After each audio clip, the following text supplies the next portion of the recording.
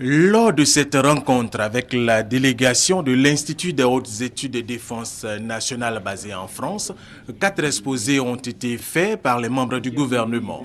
D'abord par le Premier ministre Daniel Kablan-Duncan sur la paix et la sécurité, la réconciliation nationale et la relance économique de la Côte d'Ivoire. Sur ces sujets, le Premier ministre a rassuré ses visiteurs que la paix est de retour.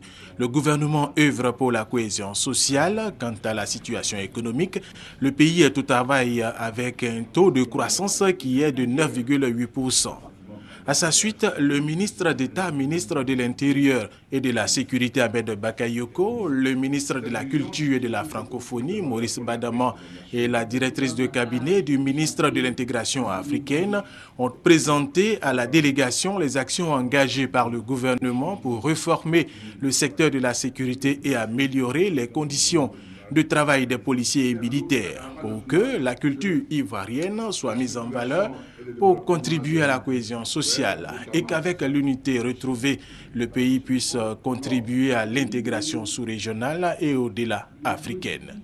Ces exposés sont suivis d'échanges, au cours desquels les hôtes du Premier ministre ont salué les efforts du gouvernement au profit des populations et soutenu qu'avec l'expertise de la France, bientôt il sera créé en Côte d'Ivoire un institut de réflexion stratégique de haut niveau. C'est le partenariat très fort que nous avons avec la Côte d'Ivoire et la réflexion que nous menons ensemble de façon à ce que la Côte d'Ivoire puisse, dans un continuum de formation pour ces officiers notamment, puissent développer cette clé de voûte qui est un institut de réflexion stratégique en Côte d'Ivoire pour le pays et aussi probablement pour la sous-région.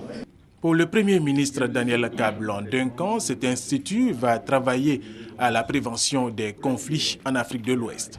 Un institut donc de politique stratégique, ça sert à quoi? C'est anticiper le monde tel qu'il va venir à partir des éléments qui existent.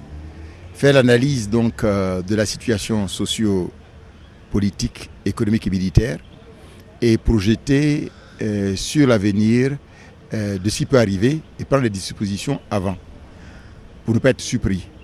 Après la Côte d'Ivoire, la délégation de l'Institut des hautes études de défense nationale de Paris se rendra au Ghana.